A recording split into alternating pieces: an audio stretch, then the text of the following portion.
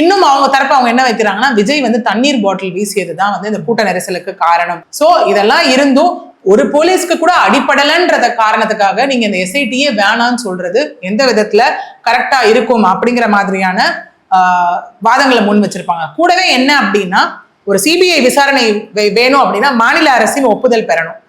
இல்லைன்னா இது கூட்டாட்சிக்கு எதிராக மாறும் அப்படிங்கிற மாதிரி எல்லாம் அவங்க வாதங்களையும் முன் வச்சுட்டு இல்ல இது எஸ்ஐடி வசமே இருக்க வேணும், அவங்களே இதை விசாரிப்பாங்க அப்படிங்கிற மாதிரி கோரிக்கையும் அவங்க வச்சிருந்தாங்க.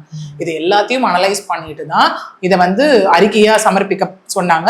ஸோ அப்புறம் ஆர்டரை வந்து ரிசர்வ் பண்ணி அந்த அறிக்கையை எல்லாத்தையும் பார்த்துட்டு ஆர்குமெண்ட்ஸ் எல்லாத்தையும் கேட்டுட்டு தான் தட் இஸ் மண்டே வந்துட்டு ஆர்டர் பாஸ் பண்ணாங்க. அது மட்டும் இல்லாமல் அந்த போலி மனுக்கள் மீதும் சுப்ரீம் கோர்ட் ஒன்று சொல்லியிருக்காங்க.